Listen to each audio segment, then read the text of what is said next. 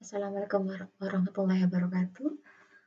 Kita bertemu lagi di pertemuan kedua untuk pembahasan kodifikasi morbiditas dan mortalitas dengan subtopiknya Medical Certification, ICD Mortality Coding, and Reporting Mortality Associated with COVID-19. Jadi ini berkaitan dengan laporan kematian, penyebab kematian, serta sertifikat kematian untuk kasus COVID yang tentunya saat ini terjadi di seluruh dunia.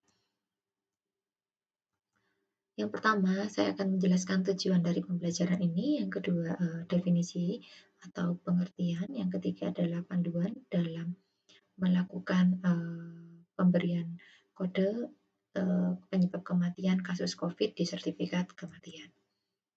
Jika kita melihat, ini adalah hasil surveillance yang direport atau dilaporkan dari seluruh negara pertanggal 5 Agustus 5 hingga 11 Agustus 2020. Jika kita melihat semakin hitam warnanya itu melambangkan maka angka kejadian penyebab kematiannya itu sangat tinggi melebihi dari 100.000 angka kejadian. Nah, kita melihat untuk angka kematian yang disebabkan oleh COVID ini ternyata terjadi di seluruh negara, tidak terkecuali juga di Indonesia. Di Indonesia ada di gradasi warna dengan angka kejadiannya yaitu 10.000 hingga 100.000. Tentunya kita berharap kasus kematian ini tidak bertambah lagi dengan kita berdoa supaya angka kejadian COVID semakin lama semakin menurun hingga tidak ada pandemi lagi. Begitu juga dengan angka kematian yang terkonfirmasi yang disebabkan oleh COVID yang terjadi pandemik dari tanggal 30 Desember tahun 2019 hingga 11 Agustus 2020. Tentunya dari gambar ini kita bisa melihat angka kejadiannya semakin lama semakin meningkat. Sehingga seluruh dunia saat ini memang sedang berduka.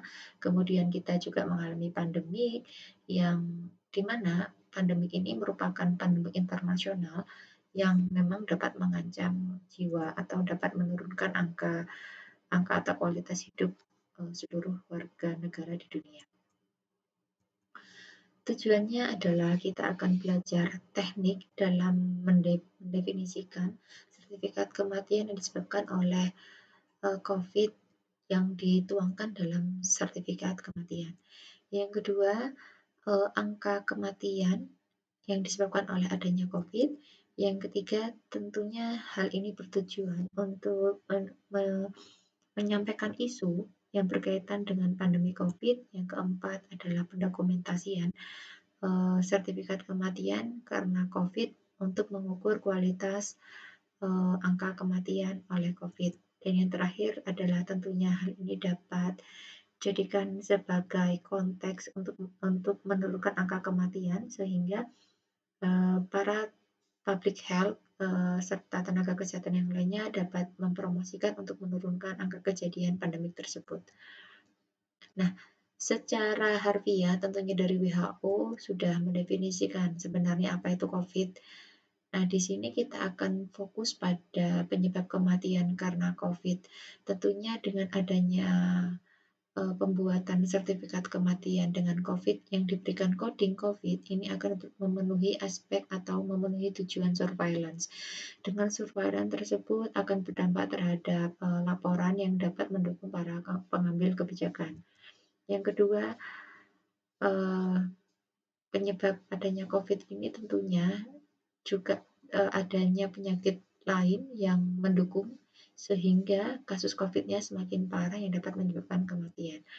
Yang ketiga, di sini angka kematian tersebut merupakan suatu informasi yang dapat kita pahami, di mana informasi tersebut tentunya akan berpengaruh terhadap kualitas hidup seluruh warga dunia.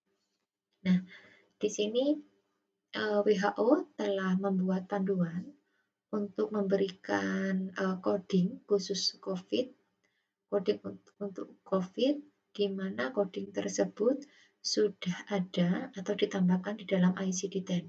Kodenya yaitu kode U07.1 untuk jenis COVID yang virusnya teridentifikasi, sedangkan U07.2 untuk coding COVID yang memang virusnya tidak teridentifikasi. Yang ketiga, dengan adanya kode tersebut, secara klinis dan tenaga klinis maupun epidemiologi dapat mendiagnosis COVID-19, baik itu yang praduga ataupun sudah tersuspek. Nah, tentunya dengan adanya panduan tersebut dapat melakukan perekaman atau recording kasus COVID dalam sertifikat kematian. Yang keempat, kita akan mempelajari terminologinya apa, kemudian kita akan mempelajari diagnosis yang lainnya yang dapat menyebabkan angka keparahan COVID yang berakibat kepada angka kematian. Ini salah satu contohnya. Dalam sertifikat kematian ini terbagi menjadi dua bagian, yaitu bagian pertama dan bagian kedua. Di bagian pertama, seseorang dilakukan pemeriksaan tes COVID dengan swab test dan dinyatakan positif 14 hari yang lalu. Kemudian 10 setelah dilakukan tes tersebut, ya hari ke-10, kemudian pasiennya mengalami pneumonia. Kemudian 2 hari terakhir sebelum pasien meninggal dinyatakan mengalami acute respiratory disease syndrome. Sehingga COVID ini bisa dijadikan sebagai UCOD atau underlying cause of death. Contoh yang kedua, memang pasiennya memiliki comorbid. Nah, jadi comorbid di sini dituliskan di surat kematian bagian kedua atau the other significant condition contributing to death. Pasien ini memiliki riwayat penyakit koronari arteri 5 tahun yang lalu, kemudian memiliki penyakit diabetes 14 tahun yang lalu, dan memiliki chronic obstructive pulmonary disease. Jadi komorbid ini sudah dimiliki pasien bertahun-tahun sebelum dia suspek COVID. Kemudian setelah masuk di rumah sakit, dia diduga suspek COVID 12 hari yang lalu. Kemudian di hari ke-10 dia mengalami pneumonia, dan 2 hari menjelang kematiannya dia mengalami acute respiratory disease. Oleh karena itu, di sini ada pernyataannya. Karena pasien ini memiliki comorbid, oleh karena itu comorbidnya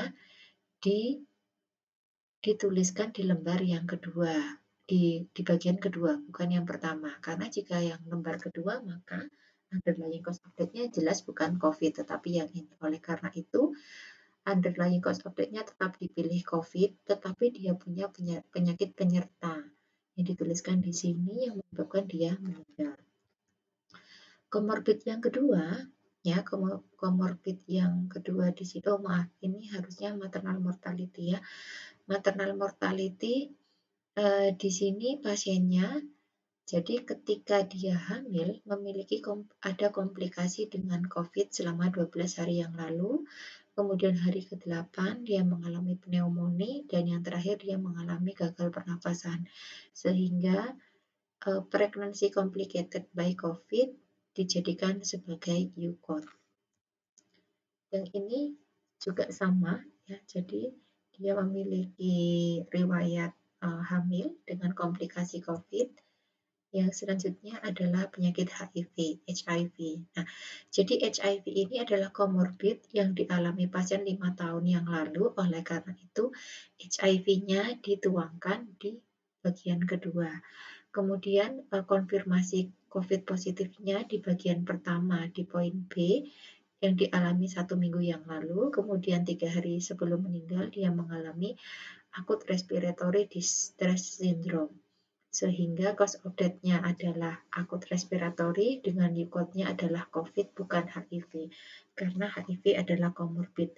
Namun dalam laporan kematian, jadi UCOD-nya yang dituliskan adalah COVID dengan penyakit penyertanya adalah HIV. Nah, ini yang perlu diperhatikan, ini bukan pasien meninggal karena COVID, tetapi ketika dia masuk rumah sakit, dia mengalami kecelakaan kendaraan bermotor, kemudian mengalami aortic dissection dan